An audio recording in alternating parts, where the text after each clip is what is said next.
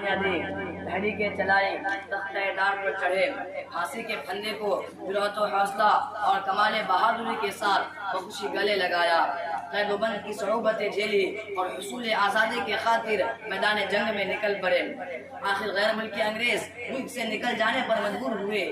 غیر ملکی حکمرانوں نے اپنے اقتدار کو قائم رکھنے کے لیے طرح طرح کی چالیں چلی، تدبیریں کی، رشوتیں دیے، لالچ دیے، گھوس ڈالو اور حکومت کرو کا اصول بڑے پیمانے پر اختیار کیا، فرقہ وارانہ اختلافات پیدا کیے، حقائق کو توڑ مروڑ کر پیش کیا، آپس میں غلط فہمیاں پھیلائی، تاریخ کو مسخ کیا۔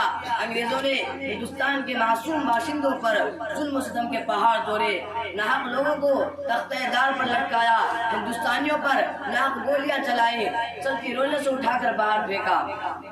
مگر ان کے ظلم و ستم کو روکنے اور توقع غلامی کو گردن سے نکالنے کے لیے بہادر مجاہدین آزادی نے ان کا مقابلہ کیا اور ملک کو آزاد کر کے ہی اطمینان کا سانس لیا۔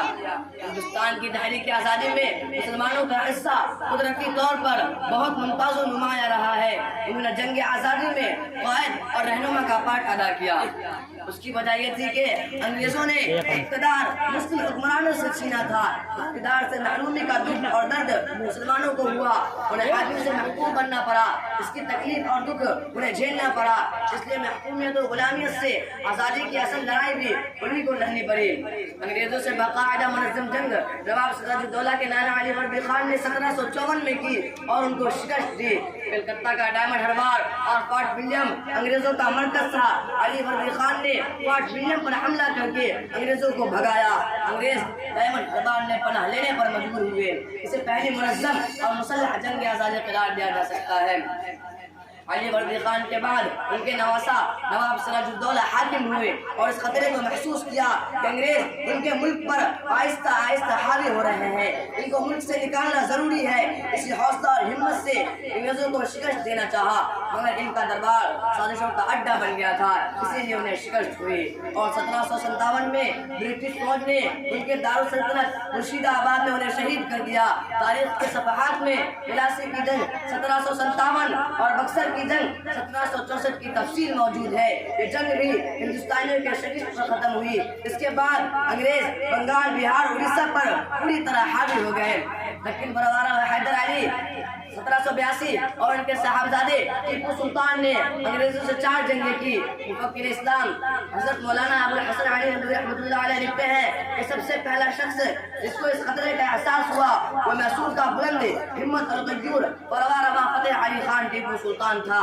جنگ آزادی میں شاہ ولی اللہ اور ان کے شاگردوں کا کردار۔ اس زمانے میں دینی مدارس بڑی تعداد سے تباہ کیے گئے۔ ان کوششوں کے ساتھ ساتھ دہلی میں ایک تحریک وجود میں آئی جس کے بانی شاہ ولی اللہ محدث دہلوی علیہ الرحمہ تھے۔ ان کی وفات کے بعد ان کے صاحبزادے شاہ عبدالعزیز محدث دہلوی علیہ الرحمہ نے اپنے والد کے تحریک کو آگے بڑھایا۔ وہ انگریزوں کے سخت خلاف تھے۔ انہوں نے 1803 میں انگریزوں کے خلاف جہاد کا ایک مشہور فتویٰ دیا جس میں ہندوستان کو دارالحرب قرار دیا گیا۔ 1831 میں سید احمد شہید رحمۃ اللہ علیہ اور شاہ اسماعیل شہید رحمۃ اللہ علیہ نے بالا کوٹ میں اپنے بے شمار رفقا کے ساتھ اس ملک کے انسانوں کو آزادی دلانے کے خاطر انگریزوں اور ان کے اتحادی سکھ ساتھیوں کے خلاف جہاد میں شہید ہوئے، لیکن یہ تحریک چلتی رہی۔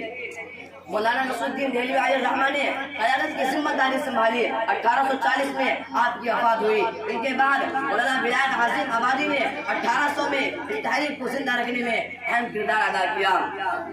1857 میں شاہ ولی اللہ، شاہ عبدالعزیز محدث دہلوی، شاہ اسحاق محدث دہلوی علیہ الرحمہ اور ان کے شاگردوں کی محنت رنگ لائی۔ 1857 میں علماء کرام کی ایک جماعت تیار ہوئی۔ ان میں مولانا احمد اللہ شاہ مداسی رحمہ اللہ، مولانا رحمۃ اللہ کرانی رحمہ اللہ، مولانا فضل خیر آبادی، حاجی امداد اللہ مہاجر و مکی، مولانا رشید احمد گنگوہی، مولانا قاسم نانوتوی رحمہ اللہ، حافظ ضامر شہید رحمہ اللہ، مولانا منیر نانوتوی رحمہ اللہ۔ خاص طور پر قابل ذکر ہے کہ غدر کے زمانے میں مولانا فضل خیر آبادی نے انگریزوں کے خلاف ایک فتویٰ مرتب کرایا جس پر علماء دہلی سے دستخط دیے گئے اور یہی فتویٰ مولانا کی گرفتاری کا سبب بنا۔ جب مولانا پر مقدمہ چلا اور جہاد کے فتوے کی عدالت نے تصدیق چاہی تو مولانا نے کھل کر کہا کہ فتویٰ میرا ہی مرتب کیا ہوا ہے۔ جنگ آزادی میں علماء دیوبند کا کردار 1857 میں شاملی کے میدان میں علماء دیوبند نے انگریزوں سے باقاعدہ جنگ کی، جس کے امیر حاجی امداد اللہ مقرر ہوئے اور اس کی قیادت مولانا رشید احمد گنگوہی اور مولانا قاسم نانوتوی رحمہ اللہ کر رہے تھے۔ اسی جنگ میں حافظ ضامن رحمہ اللہ شہید ہوئے اور مولانا قاسم نانوتوی انگریزوں کی گولی لگ کر زخمی ہوئے۔ 1919 میں جمعیت علماء ہند کا قیام عمل میں آیا تو اس مقصد کا اہم حصہ تھا انڈین نیشنل کانگریس کا قیام اور اس میں مسلمانوں کا حصہ۔ 1884 میں انڈین نیشنل کانگریس کا قیام منعقد ہوا، جس میں بعض اہل علم و اہل فکر مسلمان میں شریک تھے اور اس کا قیام 1885 میں عمل میں آیا۔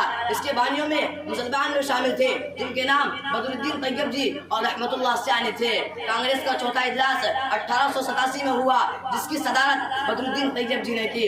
1912 میں ریشمی رومال تحریک کی ابتدا ہوئی، جس کے بانی فرزند اول دارالعلوم دیوبند تھے، جن کو دنیا شیخ الہند حضرت مولانا محمود حسن دیوبندی رحمہ اللہ کے نام سے جانتی ہے۔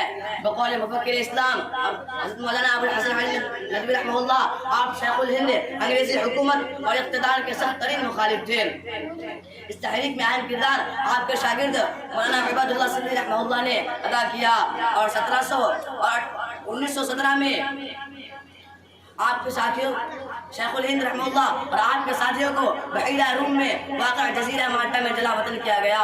1919 میں جمعیت علماء ہند کا قیام عمل میں آیا، جس کے بنیادی ارکان نے شیخ الہند حضرت مولانا محمود حسن احمد مدنی رحمہ اللہ، مولانا حسین احمد مدنی رحمہ اللہ، مولانا عطاء اللہ شاہ بخاری رحمہ اللہ وغیرہ تھے۔ 29 جولائی 1920 کو ترک موالات کا فتویٰ شائع کیا گیا۔ 1919 میں جلیانوالہ باغ سانحہ پیش آیا، جس میں کئی افراد ہلاک ہوئے اور انہی ایام میں تحریک خلافت وجود میں آئی، جس کے بانی مولانا محمد علی جوہر تھے۔ اس تحریک سے ہندو مسلم اتحاد عمل میں آیا۔